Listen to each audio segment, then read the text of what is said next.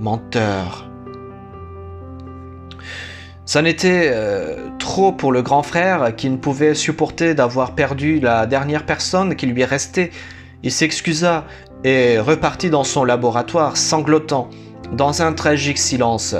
Et les jours passèrent. Candide ne sortait plus de sa chambre, Silhamant plus de son atelier. Bien sûr, l'aîné servait des assiettes au cadet, posées devant la porte verrouillée, et il les retrouvait vides quelques heures plus tard dans la journée. L'enfant s'enfermait dans son mutisme, l'adulte s'enfermait dans son travail. Et au bout de 3 mois ainsi, il trouva et perça le secret de l'ancien vagabond, à force de multiplier la présence de son nombre béni, dans 30 solutions où ont été infusés 30 fois 30 livres d'écorce de chanvrier séché, ainsi que 30 livres de feuilles fraîches de cet arbre. Et un soir où la lune est pleine, à son zénith, au nadir même du soleil, mélanger ces 30 infusions pour à leur tour les distiller 30 fois 30 minutes dans 30 livres d'argent. Et comme cette dernière opération prend plus d'une moitié de 30 heures, il est nécessaire de dissimuler de tout rayon solaire les récipients pleins, jusqu'à la prochaine fois où la lune se présenterait de nouveau pleine. Un mois entier était nécessaire pour obtenir de cette solution distillée parfaitement, mais l'opération faisait que les quantités obtenues étaient pharaoniques. Il cria, victorieux et exténué, « J'ai réussi! Panacée !»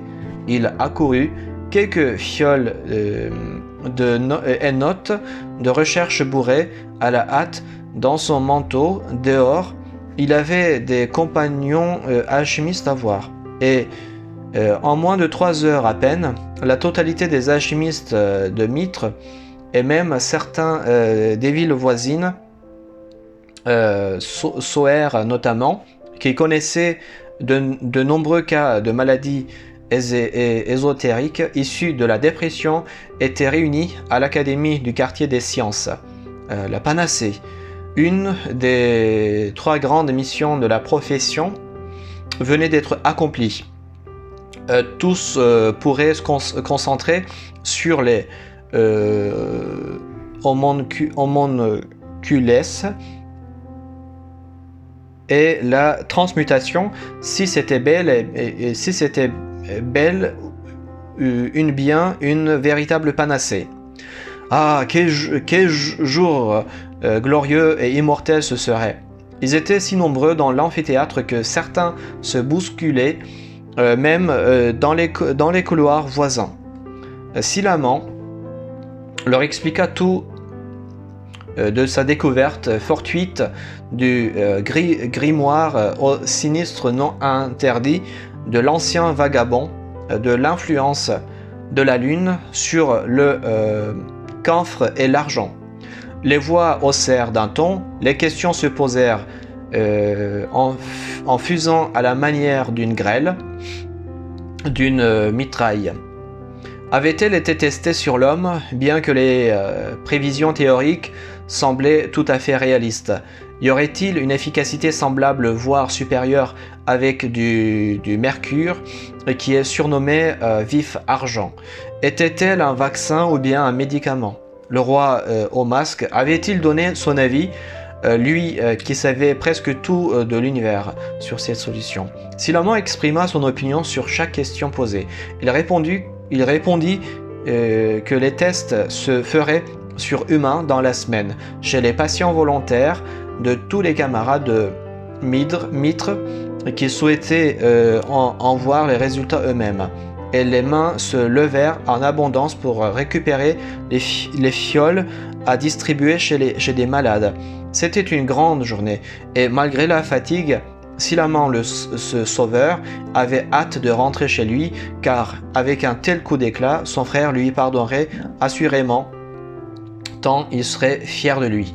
Et même si ce n'était pas le cas, il pourrait, si les essais expérimentaux s'avouaient concluants, lui offrir une dose de ce miracle en fiole et apaiser par là toutes ses pensées obscures.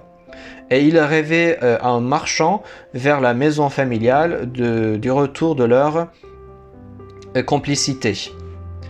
Le monde était beau désormais, si beau qu'il pourrait presque en prendre sa retraite, sitôt, sans se soucier de quoi que ce soit. Ah oui, son cher Kand. La porte de chez lui était ouverte, entrebâillée. Il se saisit de la poignée pour se précipiter à l'intérieur.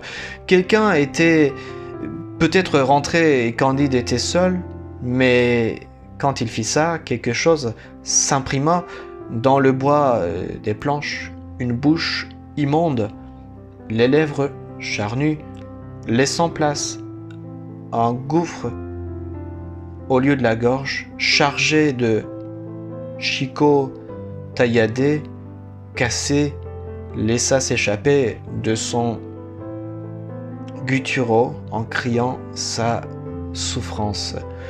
Plus il n'y en a pas assez, je souffre, je suis en manque, donnez-moi plus, laissez-moi en dévorer plus, ou ce sera ce monde que je dévorerai. Par pitié, mettez fin à mon calvaire. Si l'amant lâcha d'abord la poignée d'effroi et de dégoût, il ne comprit pas, car il avait peur de comprendre. Il passa finalement un coup d'épaule l'immonde monstruosité et vit une bête aux allures cadavériques au sol, rampant. Des raclements gutturaux s'échappaient de sa gorge, comme si lui était arraché tout l'air de ses poumons avec une violence cruelle. Et à côté, sans s'en soucier, se tenait un homme grand en costume finement taillé. Il regardait les notes et les alambics vides. La bête agonisait toujours à côté. Le visage de l'inconnu se tourna. Il portait un masque de balles blanc par-dessus ses yeux, comme on en faisait à Venise au relief doré, mais la moitié du masque se retrouvait comme sous la peau. On voyait d'ailleurs derrière sa paupière gauche et toute la peau alentour ses dorures en relief. Le roi Dieu, le roi au masque était là. Ce qui fut il y a quelques heures à peine, Candide attrapa faiblement un mollet de Silamand, paralysé par la situation, comme suppliant de l'aider. Celui qui était au-dessus même des dieux, le concept immuable qu'était le roi au masque, avec un sourire narquois, prit la parole. Vous voyez, j'avais le pressentiment depuis quelques mois qu'il se passait quelque chose dans ce quartier. Quelque chose qui bouleversait l'équilibre de l'humanité. Et je constate que j'eus encore une fois raison. Vous avez dépassé tout ce à quoi je pouvais me douter. Et c'est un travail titanesque, laborieux, que vous avez effectué. Alors, je me dois de tout de même vous féliciter pour une telle découverte. Mais comprenez bien que toute substance finit par être absorbée par l'organisme et le désarroi n'est pas un microbe, mais bel et bien un mécanisme nécessaire pour vos cerveaux. Et une fois que les effets de votre fameuse panacée seraient passés, à quoi vous attendiez-vous qu'il se passe? Le cerveau en demandera toujours plus. Et comme vous apportez un réconfort infini et divin, le manque qui en découle par la suite est indubitablement infini et malfaisant. Une boisson qui promet de grandes choses, mais dont le contre-coup est terrible. Ça n'est fascinant que vous ayez réussi à créer véritablement le diable en bouteille. De ses yeux morts, Candide lâcha un râle rock. Fin de la 9e nouvelle.